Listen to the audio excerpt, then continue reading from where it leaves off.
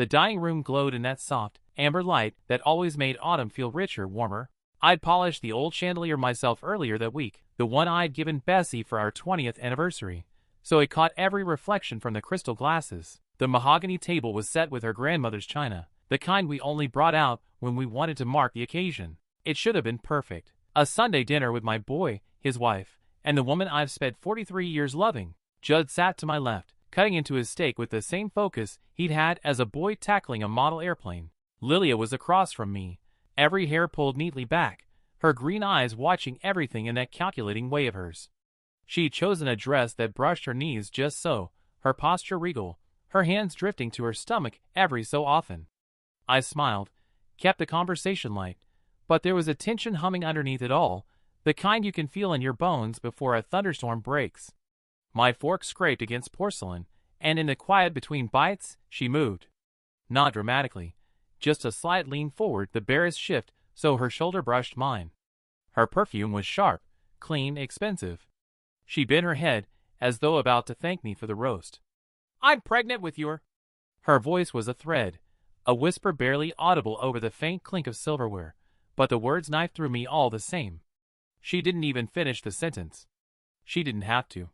My heart lurched, my grip tightening around the fork until my knuckles ached. Judd was still talking, oblivious, telling a story about work.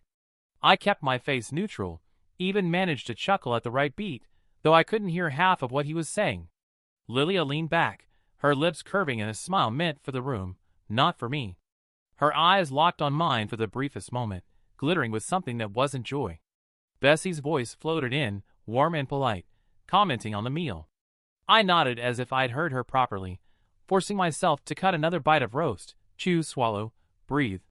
Inside, my thoughts were a tangle. Had I misheard? Was this some cruel game? What did she stand to gain?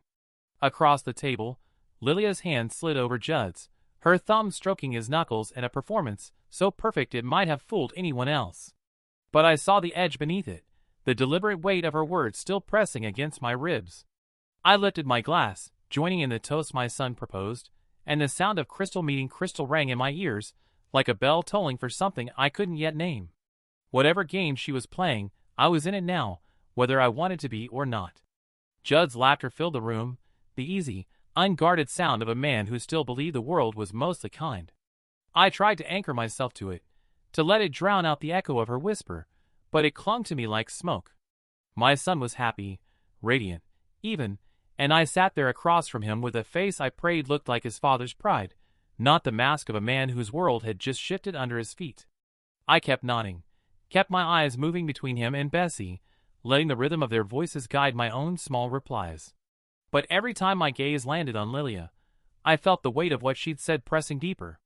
Her expression was all soft smiles and feigned modesty, the sort of glow people expect from a woman carrying new life. If I hadn't heard her voice in my ear moments ago, I might have believed it. My mind turned over possibilities, with the precision of a craftsman checking for flaws in the grain. Had she meant to imply it? Or had I filled in the ending myself? "Pregnant with your—" could be twisted any number of ways, but the gleam in her eyes, when she leaned back, told me it was no slip of the tongue. She wanted me rattled. She wanted me to know. I could feel Bessie watching me in those moments I dared to glance her way. She has a talent for reading a man's mood, especially mine, but I'd learned long ago how to shield my thoughts when I needed to. So I smiled, sipped my wine, asked Judd about his latest project at work. My voice sounded steady enough, though my pulse was hammering. What gnawed at me wasn't just the danger of her words, but the timing. Why now? We'd managed months of uneasy civility, each of us playing our roles in the quiet drama she had set in motion. This was a move on her part, calculated, deliberate. She laughed at something Judd said, laying a hand on his arm, her eyes sliding to me for half a heartbeat before returning to him. That flicker of contact was worse than a shove. It was proof that this wasn't a careless remark, it was a test. I focused on the meal, on the steam rising from the roast, on the familiar sound of Bessie's knife tapping against the plate. But beneath it all ran the pulse of suspicion and dread, a low thrum in my chest. I didn't yet know the shape of the trap she was building, but I could feel the walls pressing in. So I kept my smile. I let my son see nothing but a father sharing in his happiness. And all the while, behind that practiced calm, I counted the seconds until the dinner ended and I could breathe without the weight of her whisper hanging in the air. The whisper didn't come to me in isolation. It landed on soil that had been quietly tilled for months, fed by moments I hadn't wanted to name at the time. Even before that night, there had been a pattern. Small things, easy to explain away if a man was determined not to see them. I suppose I had been. It started with her visits. At first, they were the sort of drop-ins you expect from a daughter-in-law eager to bond. She'd arrive mid-morning with a tin of pastries, saying she wanted to learn one of Bess's recipes or help in the garden. But over time, she began coming when Judd was at work. Sometimes she'd drift out to where I was pruning the roses, asking about soil acidity or pest control, questions that felt more like placeholders for the real reason she was there. I'd answer politely, keep my eyes on the plants, but I'd notice the way she lingered, studying me the way one studies a lock they mean to open. Then, there were the conversations I overheard. Once, Bessie found her in the kitchen, and the two of them were speaking in that careful tone women use when there's an unspoken challenge between them. Bessie laughed at something Lilia said, but it was the brittle kind, the sort you use when you don't want to show you've been stung. I asked later what they'd been talking about. Bessie shrugged, said it was nothing, but her eyes flicked away from mine. I told myself it was just my imagination. That Lilia's habit of standing too close, of holding my gaze a fraction longer than courtesy demanded, was only her way of being friendly. That Bessie's sudden silences when Lilia was mentioned were just a wife's instinctive distaste for a woman she couldn't quite warm to. And then, there was Marcus, the gardener. I'd catch her talking to him sometimes, low-voiced, a little too focused. It didn't seem romantic, not exactly, but there was a conspiratorial quality to it. Once, I walked up, and they both stepped apart like children caught in mischief. She smiled, said they'd been discussing tulip bulbs. I let it go. Individually, none of it was enough to accuse, not even enough to confront. But looking back, I see how it built, each oddity stacking on the last, creating a shape I refused to outline in my mind. I told myself I was protecting the family from needless drama. In truth, I was avoiding a truth I wasn't ready to face. So when she leaned in that night and whispered those words, it didn't come like lightning from a clear sky. It was the inevitable crack of a storm I'd been hearing in the distance for a long, long time. And somewhere deep down, I think I'd known it was coming all along. Judd's gambling hadn't started as a problem. At least, that's what I told myself in the beginning. A little online poker with friends from work, the occasional sports bet during football season, harmless enough. He was careful at first, treating it like a hobby. But hobbies have a way of turning into habits, and habits into hungers. I began to notice the signs before anyone else. Calls he'd take outside where no one could hear. The tightness in his voice when he said everything was fine. A bank transfer here, a short-term loan there. I covered a few of them myself, thinking it was just a rough patch. Fathers do that. We step in, we shore up the weak spots, we tell ourselves it's what any man would do for his son. Then one night he came to me with a look of a man cornered. $10,000 owed to someone he wouldn't name. He promised it was the last time, that he'd learned his lesson. I believed him, or maybe I just wanted to. I paid it off. But like any debt fed by addiction, it didn't stay gone for long. Lilia found out in her own way. I don't know if Judd told her outright or if she pieced it together from the calls, the missing money, the quiet desperation in his eyes. However she learned, she understood the value of that knowledge immediately. It wasn't just a secret, it was a leash. The first time she hinted at it with me was subtle. She stopped by when Judd was at work, standing in the kitchen with that calm, deliberate manner of hers. She said something about how hard it must be to protect family when they make questionable choices. Her eyes didn't leave mine when she added that trust was such a fragile thing. The message was clear. She knew. I tried to keep my distance after that, but the damage was done. She'd positioned herself perfectly, too close to expose without risking Judd's reputation, too dangerous to ignore. Then the debts grew. The people he owed weren't the kind you could stall forever. I opened a separate account, funneled what I could from my own savings, made payments quietly. And still, it wasn't enough. Lilia offered her help, then. She framed it as concern for Judd, said she wanted to ease my burden, but there was an unspoken price. I was to let her visits go unquestioned, Allow her closeness to me to be seen, even to seem guilty if it came to that. It would be easier, she said, if Bessie thought I was distracted for reasons of my own. It was the kind of deal a man makes when his back is to the wall, not out of fear for himself, but for the boy he raised. And that was the trap. I wasn't just protecting Judd from his creditors. I was protecting him from the truth of what his wife was capable of. It was never written down, never spoken in the kind of plain words you could pin to a wall, but the understanding between us was as real as any contract I'd ever signed. Lilia had a way of speaking in circles, dressing threats up in politeness until you almost forgot what they were. Almost. The first time she laid it out, we were standing in the garden, a safe enough place for a conversation that could ruin a man. She'd come by under the pretense of asking about the roses. The air smelled faintly of soil and cut stems, and I remember thinking how strange it was to be talking about destruction in a place meant for growth. She said she knew about Judd's troubles. She made it sound like an unfortunate weakness, a simple mistake anyone could make. Then she said something that made the hairs on the back of my neck rise. Secrets are only as dangerous as the people who know them. I told her to leave it alone, that it was between me and my son. But she just smiled, slow and measured. That's when she suggested a different story, one that explained her frequent visits, her private talks with me, the occasional look that lingered too long.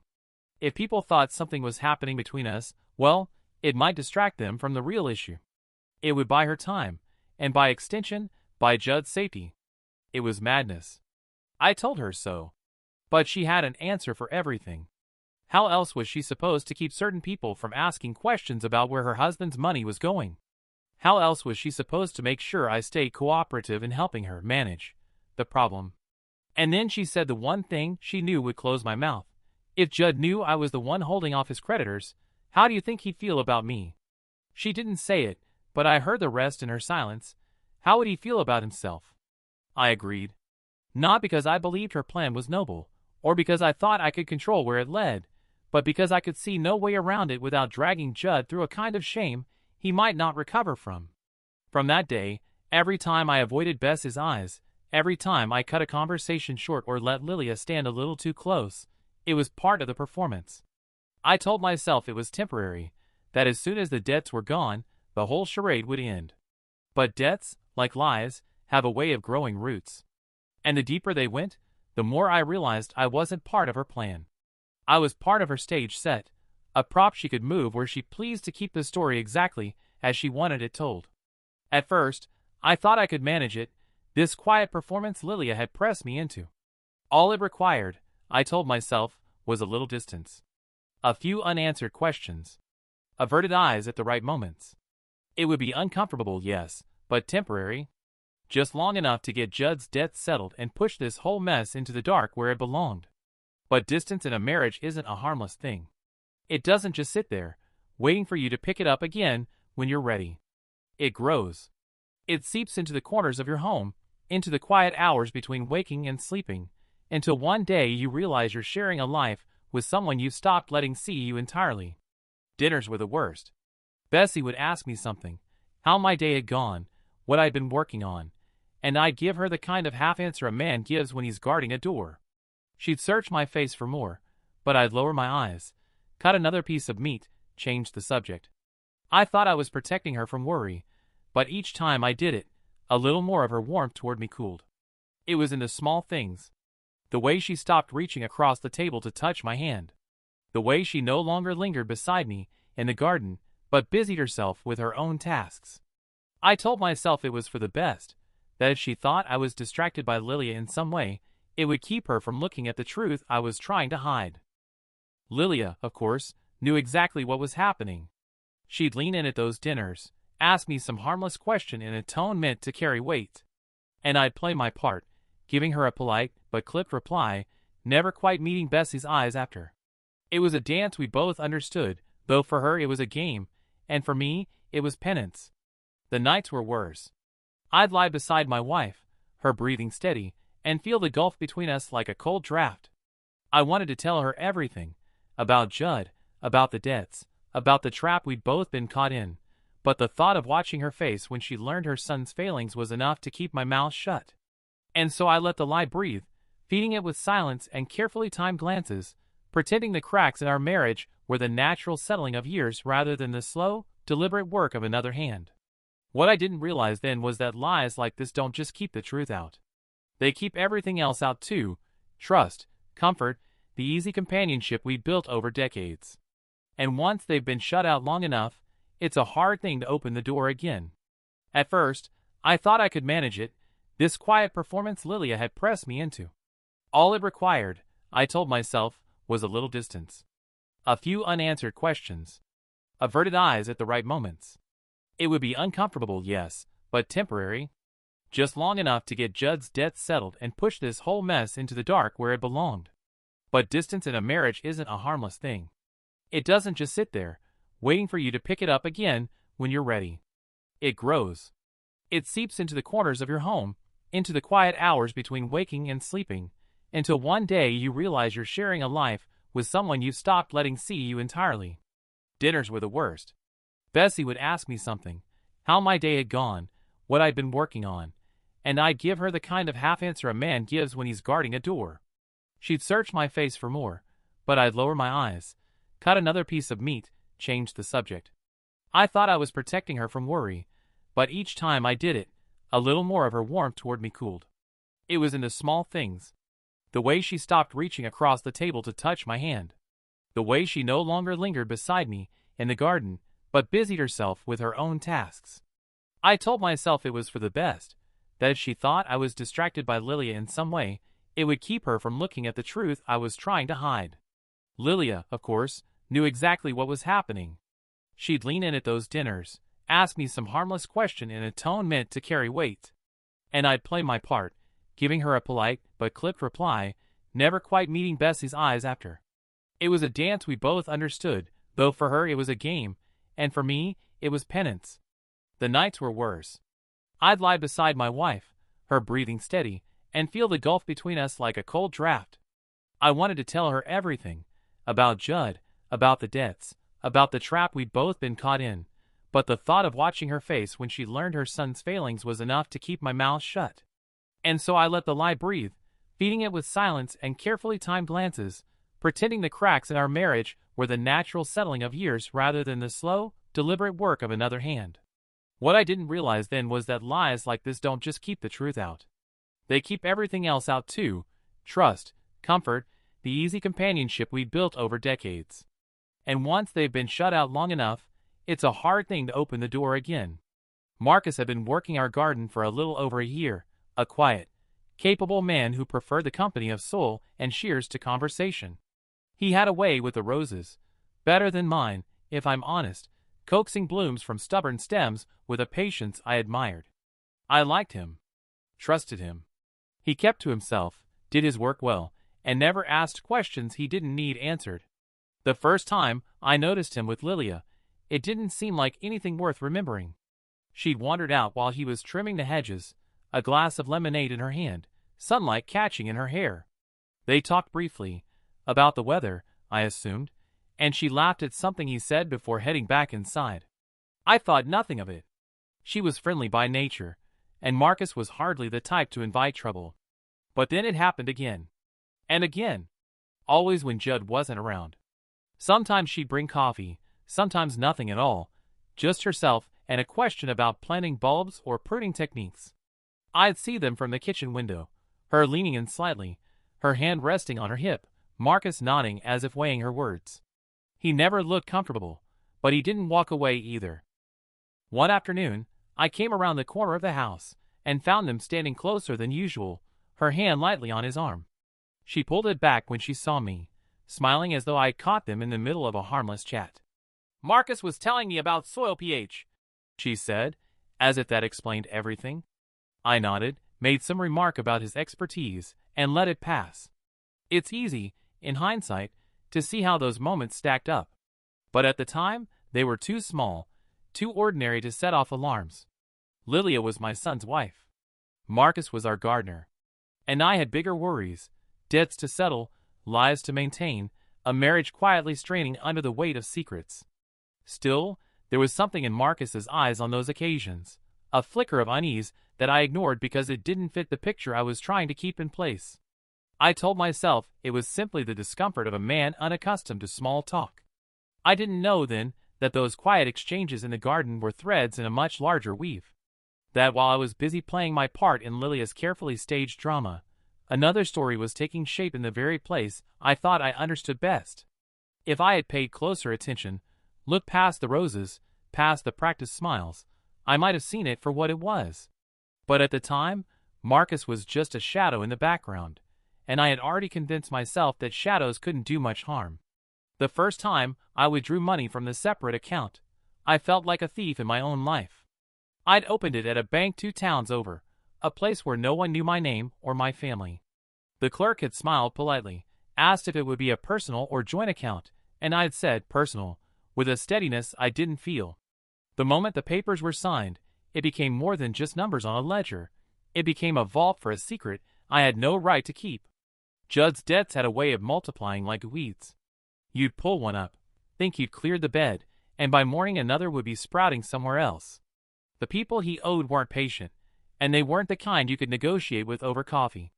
Each payment bought us time for him to get back on his feet, time for me to figure out how to keep Bessie from seeing the truth. I told myself I was protecting her, sparing her the pain of knowing her son had fallen into the same trap her father once had. But every transaction felt like a stone in my chest. I'd drive to that bank on a Wednesday morning, make the withdrawal, and tell Bessie I'd been at the hardware store or meeting an old friend for lunch. She never pressed, though I sometimes caught her looking at me like she wanted to ask something and thought better of it. Lilia knew about the account. She never said how, but she'd make little comments that told me she was aware. "It must be exhausting, keeping track of all those expenses," she'd say, her tone casual but her eyes sharp. I hated that she knew, hated that she was tangled in something meant to shield Judd, but the more I tried to keep her out, the deeper she seemed to sink her hooks. The money moved in and out in round figures, 2,000 here, 5,000 there, each withdrawal another cut into the life Bessie and I had built. I'd spent decades saving for our future, and now I was bleeding it out to keep the present from collapsing. I kept meticulous records, though I prayed she'd never find them. If she did, I wasn't sure which would hurt her more, the amounts or the fact that I'd kept them from her. At night, lying in the dark beside her, I'd feel the weight of it pressing down, the knowledge that our marriage was being funded and undermined by the same stream of cash. Every dollar I took from that account was a silent betrayal, not just of her trust, but of the life we promised each other to live openly. And still, when the next call came and Judd's voice carried that edge of panic, I'd go back to the bank without hesitation. Some debts you pay with money. Others, you pay with pieces of yourself. Lilia had a way of arriving without warning, as if the boundaries of other people's time didn't apply to her. Some mornings I'd be in the garden, pruning the last of the summer roses, and hear the crunch of tires on gravel. By the time I reached the front, she'd be halfway up the walk, her smile already in place. She never knocked, just a light tap on the doorframe before letting herself in, calling out a bright "Cedric?" as though she were expected. She always carried something, a basket of muffins, a small jar of imported honey, once a book on heirloom gardening. Little offerings, as if she were a neighbor stopping by for a friendly chat. But there was always something in her eyes that didn't match the warmth in her voice, a flicker of recognition between us that only we seemed to understand. She would find ways to remind me of our unspoken arrangement without ever naming it. "It must be nice," she said once, lingering by the kitchen window, "to have someone to talk to about things you can't share with anyone else." She didn't look at me when she said it, but her reflection in the glass was smiling. Another time, she walked into the garden and stood too close, lowering her voice just enough to make the air between us feel charged. "It's a relief, knowing you'll keep my confidences. Some men might not be so trustworthy." I'd answer in short, measured phrases, keeping my tone flat, my body angled away so Bessie wouldn't walk in and mistake the scene for something else. Still, I knew that was exactly the picture Lilia wanted to paint, that quiet implication of something improper, left hanging in the air for anyone who cared to interpret it. The worst visits were when Bessie was home. Lilia would greet her warmly, then draw me into some private exchange under the guise of asking about the lawn or the best way to protect rose bushes from frost. I'd see Bessie glance at us from across the room, her expression polite but distant, and it would take everything in me not to close the gap and tell her the truth. But the truth wasn't simple.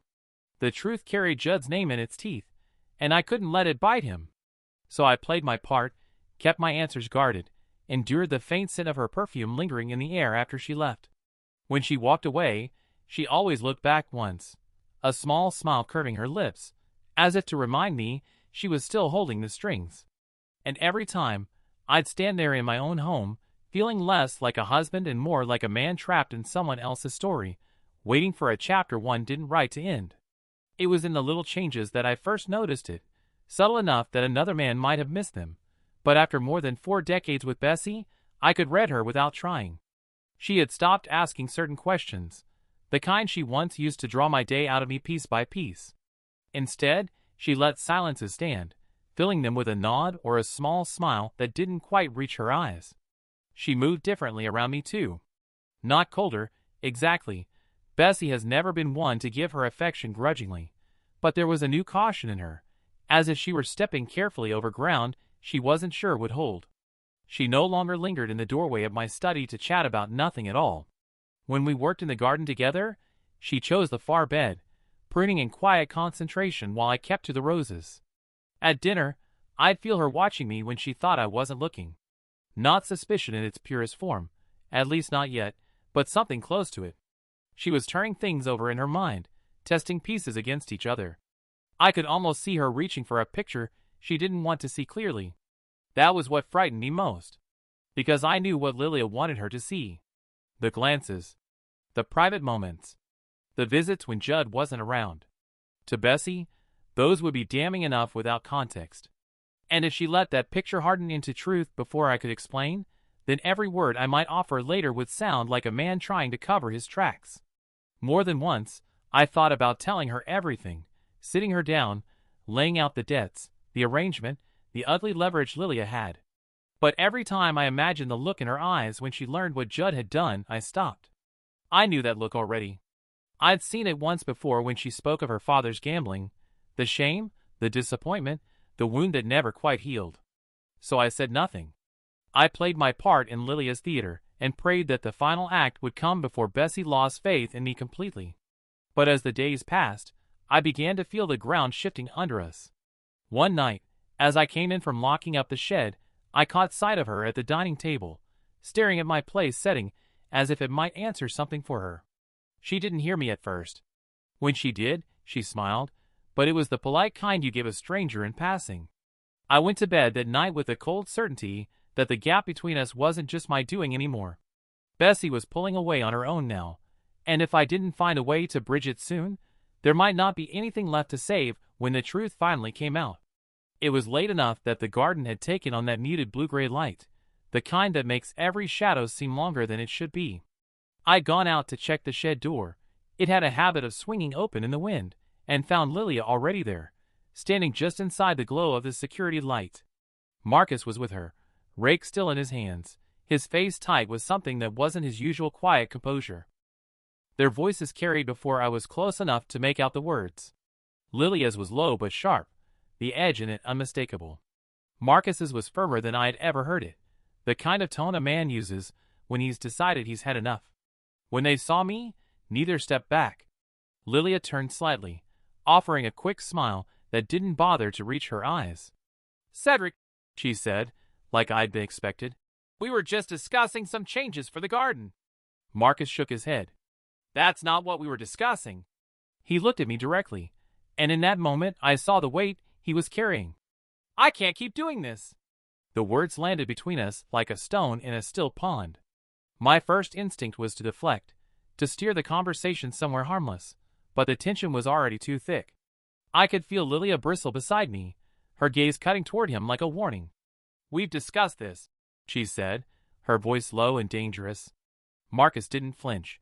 "Judd's a good man," he said to me, not her. "He doesn't deserve this."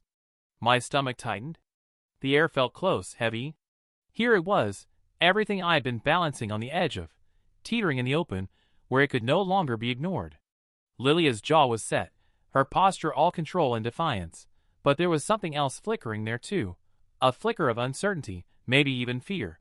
I wanted to tell Marcus to stop, to walk away before he said something that couldn't be unsaid. But part of me needed to hear what he was willing to risk by speaking. And part of me knew that my silence, in that moment, was its own kind of betrayal. Of Judd, of Bessie, of the fragile arrangement I'd been keeping afloat. "Marcus," I started, but my voice caught, and in that pause, the space between us shifted. Lilia's hand went to her hip, her smile curving just enough to make clear she thought she still had the upper hand. I stood there, feeling the walls of my own choices closing in. Every path I could take seemed to lead to loss, of trust, of protection, of the thin thread holding my family together. And for the first time, I wondered if I was already too late to save any of it. It was just after 9 when the phone rang, the sound cutting sharp through the quiet of the house. Bessie was upstairs, getting ready for bed, the soft hum of the bathroom fan masking the noise. I hesitated before answering, a knot already forming in my stomach. Calls at that hour rarely bring anything good. The voice on the other end was low, deliberate, and far too calm for the words it carried. He didn't bother with names, his or mine. Just a reminder that the arrangement on Judd's death was overdue, that the patience of certain people had limits, and that accidents had a way of finding those who didn't keep their commitments. He gave a number, higher than the last, and a date only a week away. Then the line went dead. I stayed there for a moment, the receiver still pressed to my ear, listening to the hum of silence. The room felt smaller than it had a moment ago. I replaced the phone carefully, as if moving too quickly might make the threat real sooner. Footsteps on the stairs brought me back. Bessie appeared in the doorway, her hair brushed back, wearing that simple robe she's had for years. She smiled, but her eyes lingered on me a moment too long. "Who was it?" she asked. I forced my shoulders to relax. "No one important. Just a mix-up about an order I've placed for the garden." The lie slid out more smoothly than it should have.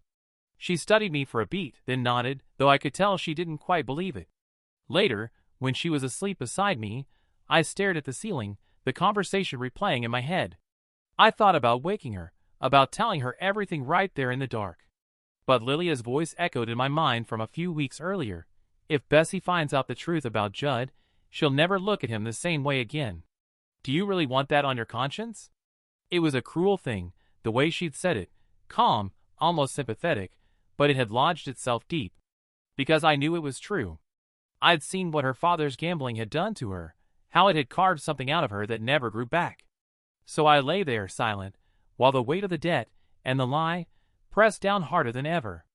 I told myself I could fix it before the deadline, that I'd find a way to keep everyone safe, that Bessie didn't need to carry this particular burden. But as the night stretched on, the ceiling above me seemed to lower, inch by inch, and I couldn't shake the feeling that I was running out of space to breathe. It had rained earlier in the day, leaving the grass damp, and the air heavy with that earthy scent that clings to your clothes. I was by the shed with Marcus, trying to finish a conversation we'd started the week before, one I thought we could keep between us. He was restless, his hands moving from pocket to pocket, eyes darting toward the house. Then the back door opened, and Bessie stepped out. She didn't call to us right away, just walked down the path toward the garden beds, her pace steady, her eyes on the two of us. I knew that look. She'd caught enough in the past few weeks to know something was being kept from her. Marcus saw her too, and something in him seemed to give way.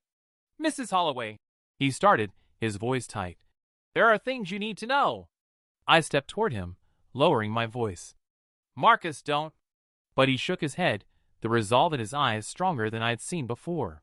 "Judd's not the only one she's hurting," he said, glancing toward the house where Lilia's car sat in the drive. "She's using all of us. And this thing between you and her, it's not what it looks like." Bessie froze. Her gaze swung to me, sharp and searching. "What is it then?" I opened my mouth, but Marcus kept going, the words spilling out faster now, like they'd been waiting too long. "She's been blackmailing him, making it seem like there's an affair, so no one sees what she's really doing. It's about money debts." "Marcus," I cut in, but it was too late. Bessie's attention was locked on me now, her expression a mix of anger and hurt. "Is that true?" she asked. "The thing about being married as long as we have is that there's no room for half measures. She would know if I tried to soften it, and she would know if I lied."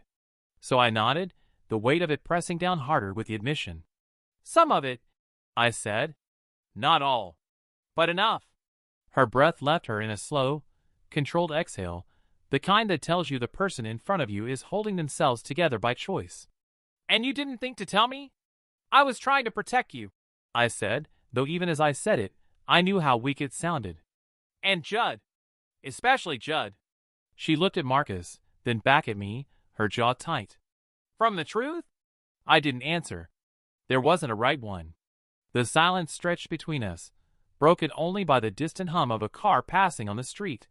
In that moment, I realized that whatever game Lilia had been playing, the real damage was already done, not in whispers or threats, but in the look on my wife's face as she realized just how far I'd gone to keep her in the dark. We stood in the kitchen afterward, the confrontation with Marcus still hanging in the air like the residue of a storm. Bessie had followed me in, her steps measured, her face unreadable. I could feel her eyes on me, waiting for more than I had given her outside. I poured a glass of water just to give my hand something to do, but it didn't steady me. "There's more," I said finally, my voice low. "And you deserve to hear it from me." She didn't speak, just nodded once, so I went on. "The baby?" I hesitated, feeling the weight of the words before I let them go. "It's not Judd's. And it's not mine." Her brow furrowed, but she didn't look surprised, only more intent, as if she'd suspected but needed confirmation. "Then whose?" I shook my head. "I can't say for certain. But it isn't ours, not in any way that matters to this family." The truth sat between us, heavier than I'd expected. For weeks I'd been carrying the lie Lilia wanted everyone to believe, playing the part she cast for me to protect Judd. Admitting even part of the truth felt like stepping out into sudden light after too long in a dark room. Bess's eyes narrowed slightly, though her voice stayed calm. "And you've known this how long?" "A while," I said. "Long enough to see where it was headed. She's been using the story of an affair to cover herself, to buy time until the baby's here. Then she can twist it however she wants, make me the villain, make herself the victim. It's insurance." Her hands were folded loosely in front of her, but her knuckles were pale. "So you've been letting me believe you were unfaithful, letting me watch my own son think the same thing, all to protect him from her." I nodded. "Judd doesn't need to carry this, not now, not on top of the debts. If it came out, it would wreck him. I thought if I played along, we could keep her calm long enough to figure out a way through." She studied me for a long moment, her gaze steady, her breathing even. If she was angry, she wasn't showing it in the ways I expected. Instead, she looked resolved, as though she had already stepped ahead of me in whatever came next. "You're certain about the baby?" she asked. "As certain as a man can be without proof," I said. "And she'll make sure we never get that proof." I didn't know then that proof was already closer than I thought, that Bessie, in her quiet way, was about to find it. And when she did, the power Lilia had been holding over all of us would start to slip, whether I was ready for that fight or not. I found her in the study that evening, the lamplight warm against her face, a folded sheet of paper on the desk between us. She didn't speak right away, just watched me with that steady gaze of hers, the one that always seemed to strip away anything I might hide. When she finally slid the paper toward me, my eyes caught the header first, Gene Tech Laboratories, before they dropped to the clinical lines of text beneath. It took only a moment to understand. Paternity results. The baby wasn't Judd's. The baby wasn't mine. 99.7% probability it belonged to Marcus.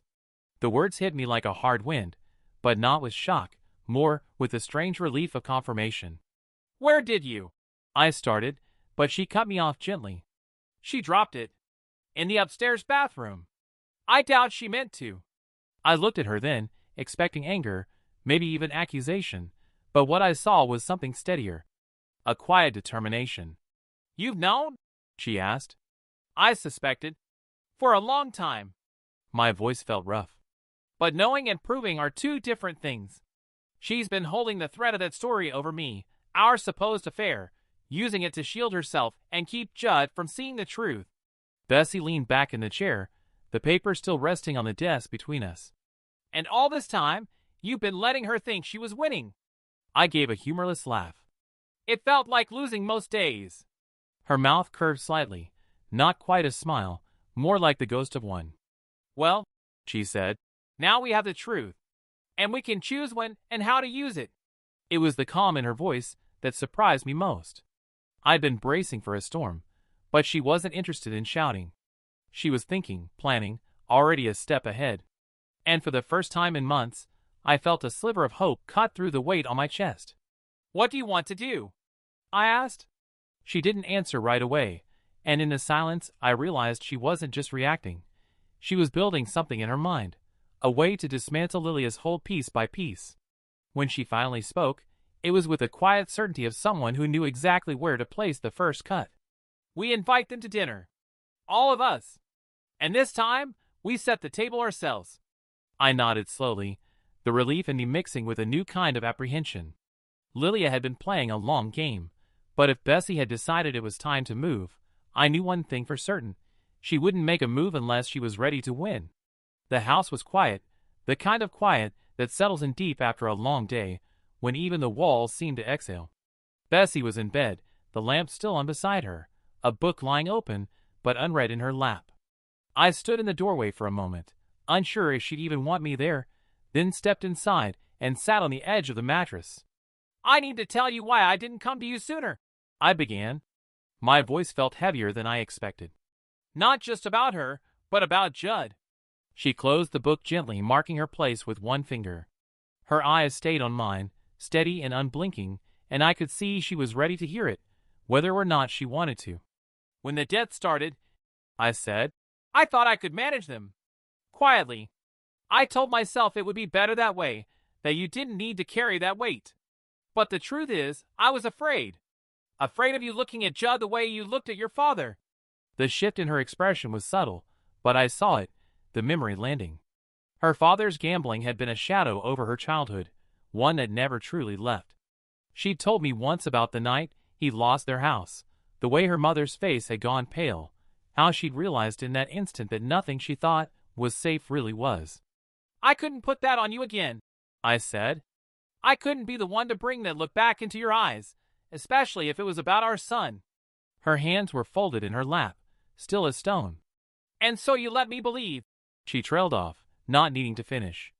"I let you believe something worse," I admitted, "because I thought I could handle being the one you mistrusted. I thought I could take that if it meant keeping Judd's shame from you. But I underestimated what that distance would do to us." For a long time, she didn't speak. Then she reached over and set her hand on mine. It wasn't a gesture of full forgiveness. That would take time, but it was an opening. "You should have trusted me with the truth," she said softly. "I know," I said. And I did.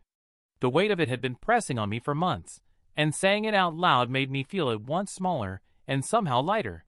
She gave my hand a single squeeze before letting go. "We'll deal with Judd. And we'll deal with her. But from now on, we deal with things together." I nodded, the quiet between us no longer sharp, but something gentler. It wasn't the same as before, not yet, but for the first time in months, I felt like the door between us had been unlocked. And that, more than anything, made me believe we might just make it through. Bessie waited until the following afternoon to lay it out. We were in the kitchen, sunlight pooling on the counter between us, the smell of coffee still fresh in the air. She leaned back against the sink, arms folded, not defensive, but deliberate, like she'd been thinking her way through this since the moment she found the DNA results. "We invite them here," she said simply. "Judd and Lilia. A Sunday dinner. No theatrics, no shouting. Just the four of us, and the truth sitting in plain sight." I studied her for a moment. She wasn't smiling, but there was a steadiness in her that reminded me of the way she used to tackle problems when Judd was a boy, quietly, thoroughly, with the certainty that once she decided on a course, she wouldn't waver. "How?" I asked. "If we push her, she'll deny it. She'll twist it into something else." Bess's gaze didn't move from mine. "We don't push. We let the proof do the talking. She's built her little story on suggestion and performance, and that's what she'll be expecting, more performance. So we give her the opposite. Calm. Facts. And we do it with Judd sitting right there, so she can't twist it later."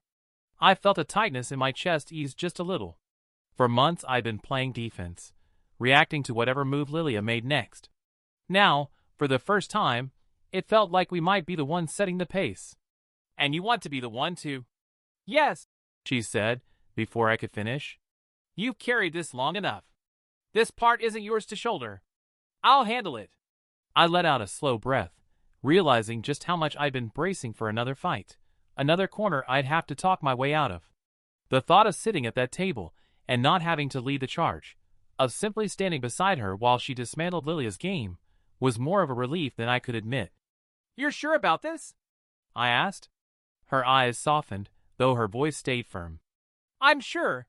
I know how she thinks. She'll walk in believing she's still holding all the cards. That's when we take them away. I nodded, feeling the edges of my own resolve sharpening. Then I'm with you.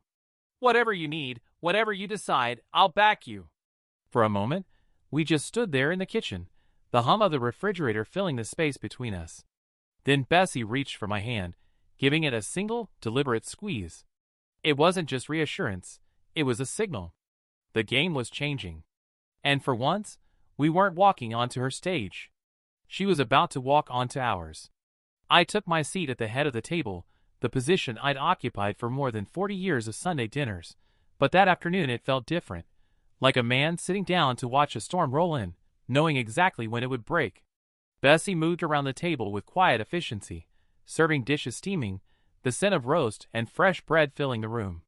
Judd was smiling, oblivious to the undercurrent. Lilia wore that practiced glow, one hand resting lightly on her stomach, eyes scanning the table as if taking stock of her kingdom. I kept my focus on her, watching the small shifts in her expression as the meal began. At first, she was relaxed, leaning into Judd's conversation, laughing softly at his stories. But when Bessie started talking about family resemblances, eye color, hair, the way traits surprise you in the next generation, Lilia's forked paws midair.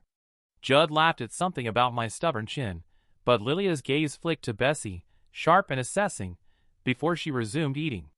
I saw the faint tightening at the corner of her mouth when Bessie mentioned modern science, how much it could reveal before a baby was even born. By the time Bessie said the word paternity, the air in the room had changed. Judd didn't notice. He was asking questions about DNA tests like it was an idle curiosity. But Lilia had gone very still, her shoulders set, her breathing just a fraction faster. I didn't speak. My job now was to sit back and watch Bessie steer the conversation with the precision of a woman who knew exactly where she was going. She rose from her chair, crossed to the sideboard, and returned with the envelope. Her hands were steady as she set it in front of Lilia. For a moment, no one moved. Lilia's face drained of color, but she didn't reach for the paper. Judd, puzzled, pulled it toward himself and began to read. I watched the change in his expression, the confusion, the dawning comprehension, and finally the devastation, as the truth settled in. Lilia tried to speak, but Bessie's voice cut through, calm and unwavering. "The baby isn't Judd's," she said, her eyes locked on our daughter-in-law's. "And it never was." Lilia's performance faltered then. The poise, the control, it all cracked for a moment before she pulled the mask back on. But I'd seen it, and so had Bessie. From my seat, I felt a quiet satisfaction, not triumph, exactly, but the knowledge that the truth, once spoken aloud in the right light, couldn't be stuffed back into the shadows. Whatever came next, the stage was no longer hers. And for the first time in months, I felt like the walls around us had stopped closing in. Judd sat frozen, the paper limp in his hands, his eyes moving over the words again, like they might rearrange themselves into something he could live with. I'd seen my son angry before, and I'd seen him disappointed, but I'd never seen him look hollow. It was the kind of emptiness that comes when you realize the ground you've been standing on wasn't ground at all, just a thin crust over a drop you never saw coming. Lilia's voice broke the silence first. "Judd, I can explain." He looked up, and the sharpness in his eyes stopped her cold. "Explain how you lied to me. How you lied to both of them." His voice wasn't raised, but the edge in it was worse than shouting. She tried to regroup, slipping into that soft, trembling tone she used when she wanted to be seen as fragile. "I was scared. I didn't know what to do. Your father—" "Don't," Judd cut in, his gaze flicking to me. "Don't put this on him." The last card in her hand was the one she'd been holding since the beginning, the story of the affair. I could see her weighing it, deciding if she could still make it stick. But the test result sat on the table like a stone in the middle of the conversation, too heavy to move around. She opened her mouth, then closed it again, and that was when I knew she'd run out of moves. I didn't say much. It wasn't my moment to speak. My eyes stayed on Judd, on the way his shoulders slumped as the fight drained out of him, leaving something raw behind. I wanted to reach across the table, to tell him that his mistakes didn't define him, that we could still put things right. But I also knew he needed space to let the truth settle, to decide for himself what came next. Bessie kept her tone even, every word measured. "You built your life here on lies, Lilia. That ends tonight." For a moment, I thought Lilia might still try to salvage something, plead for another chance, or at least for Judd to see her as more than the sum of her deceptions. But she just sat back, her hand still resting protectively on her stomach, eyes darting between us as though waiting for someone to give her a lifeline. None of us did. When she finally spoke again, it was barely above a whisper. "So that's it?" Judd folded the paper and set it on the table, his voice quiet but firm. "That's it." Relief and heartbreak knotted together in my chest.